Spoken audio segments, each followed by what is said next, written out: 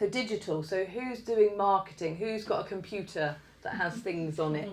Yeah. Okay, so this is, and again, this might be further down your priority list, but equally, for someone like me who is a consultant who kind of works from a computer, you know, I don't have a lot of those other things that I have any control over, but I do have a lot of control over my digital habits and digital space and what I do in it, because it has a carbon footprint as well.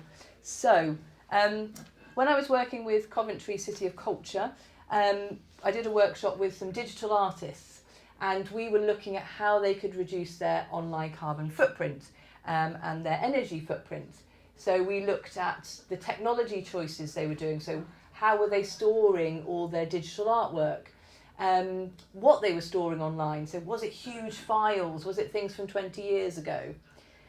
Talking to other people in their networks to say, hey, did you know digital even has a carbon footprint? And there's the Do Nation have got sort of lots of lists for having a digital diet, so you can get some time out. And with the Cities Seas, an organisation I work with, we did a digital declutter month. So first of all, we started deleting excess emails, and then we looked at deleting old files. And if anyone's got anything like SharePoint or Google Drive, which is what I use, you create a file, you know, just a quick, it's just living there in the ether, and did you really need that short piece of, you know, does it need to still live there? The unknown documents, document 1 to 20, they're just there, taking up space. Well, you know it's there, but you can't find it. Yeah, exactly. Which document did I not save properly? So, digital technology contributes 4% of global greenhouse gas emissions, so double that of aviation, according to Lancaster University. And if the internet was a country, it would be the 7th largest polluter in the world. Food waste is the 3rd largest carbon emitter after China and America. So why is this?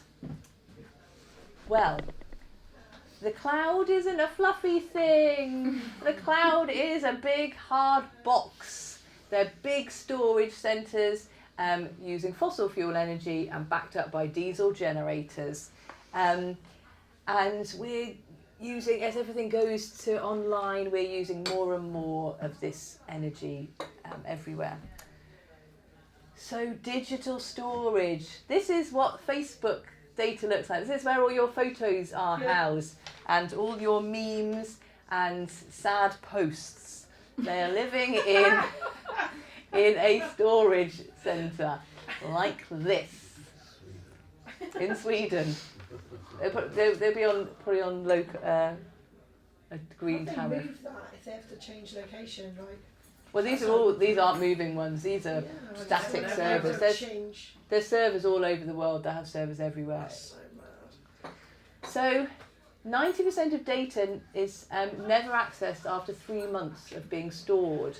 So this is mainly in businesses. So this guy here, Jerry McGowan, great straight talking Irish guy, has a lot to say and a lot of scary figures, which are a bit mind blowing. And bigger organisations tend to have duplicate files, so everyone saves it in their own area, so they've got access to it. We're in zettabytes of data. They're big. So 1 zettabyte, this is what he worked out. If you printed out a zettabyte, it would be 20 trillion trees to print out.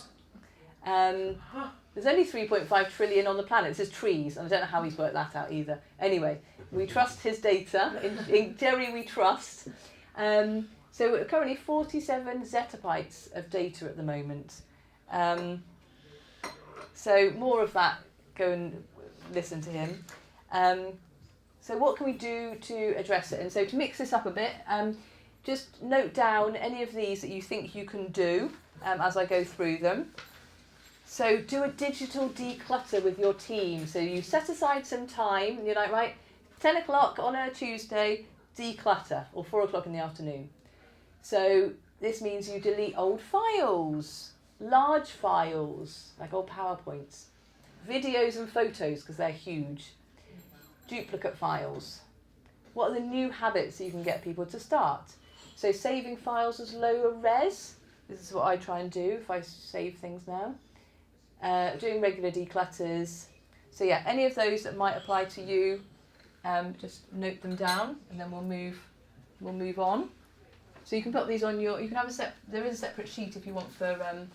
We can put them straight in. Put them straight in. Okay, cool. So emails. I'm very guilty. 5,000 unread emails and counting. Oh my god, gives me the heebies. Yeah, for me, I have control, but don't want to have control over it. So OVO Energy did a Think Before You Thank campaign, and they worked out that one less email a day could save 16,433 tonnes of carbon a year, equivalent to 81,152 flights to Madrid. So this in terms of storage. Yeah. Numbers, all this stuff, blah, it's big. It's big, it's bad. So the UK alone sends 64 million unnecessary emails because we're all so polite. We like to say thank you. So my email footer says this. Oh. Emails have an unexpected high carbon footprint. So I keep mine low. Short acknowledgements and thanks will be skipped. That means I'm not saying thanks. Files will be sent as links instead of attachments. So I don't, apart from, actually, no, I've done it with you. Links, I send you lots of links. Images won't be included in my footer. So, and then there's some more tips. So this is what is there. So this is a tool that I've used to delete things. So this is called Clean Inbox, and it will go through and it's like, oh, you've got a lot of emails from these people. Can we delete them? Can we unsubscribe you? So this kind of helps. It costs money. All the free ones are absolute rubbish. I've wasted many hours trying to make them to work. So sometimes paying makes sense. What's this one called, sorry? Clean Inbox. Clean Inbox. Cool. There's another one that I'll put up now as well. So again, note down any of these on your action plan that might be useful. So email declutter. So again, this is something you do with your teams. Emails over 5 years. So this is a way that you sort. So you go emails over 5 years, delete. Any emails with large file attachments. So again, you can do a sort by emails with large file attachments, and then you can choose to delete. Unsubscribe from newsletters that you don't watch or read. And so Trimbox is another one which will unsubscribe you. That one costs 40 quid. Clean email costs about 60. Remove footers from your emails with large high-res images. And a daily practice. Don't say thanks. Send links instead. And who's in a marketing team? Reduce the size of images in your email newsletters. So when you're sending email newsletters, make them smaller, because if those are sitting in someone's inbox, they're sitting there on a server somewhere. And also, delete the people who don't open emails. So every 6 months, say, hey, if you don't open this email, we're going to delete you and assume that you don't want this because we don't want to be creating a carbon footprint. That also saves you money, because if you're using something like MailChimp that's done on subscriber rates, that's what we've done at work. So we did a baseline of how many emails we sent through MailChimp. And it was the equivalent of dragging from where we're based in Crowley to Dumfries and Galloway. And that was like that. It's quite big for something that we don't associate. And that's an area where you've got control because of what you do. Control. So we're now going through and getting rid of unsubscribers, because that's like the easiest way to reduce that without actually kind of devaluing the product, the emails. Yeah. We still want them to look beautiful, but how can we make it less carbon? So video conferencing, it's not the low carbon. It's not completely low carbon. It's not. So there's something called Cruidle, and it operates without using a server. So no big box in the cloud. It works in a different way, and it kind of, I don't know. It sounds like it's a bit like a joyrider, and it joins on to other things. So apparently, existing streaming or video conferences can emit between 150 and 1,000 grams of carbon dioxide per, I think this is per sort of call, depending on the service. And according to researchers, if remote, this is when did we do this? Oh no, this is from another one actually. So if remote work continues, it's going to be growing the carbon footprint by millions of tonnes. So video conferencing, great. How can we lower the carbon footprint of it? Crudel's nice as well because it sends you a little thing when you've done the call being like, you've saved this much by doing this call on Crudel. It's very pleasing. Great. What about just using a telephone to talk to your colleagues? Do you really need to look at them? Sometimes it's nice, sometimes not necessary. Try Crudel. Turn off videos after introduction. So when I deliver online workshops, I'll say, you can turn this off for when we're not talking. Send advice and guidance to your event attendees, and I'll give you one of those in a minute.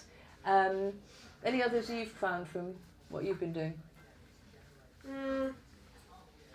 No, mostly Crudel's what we're now switching. It's a bit temperamental, Yeah. so we're trialing it in internal meetings, but it's much nicer and it's quite a nice platform. We also use Whereby, Oh yeah.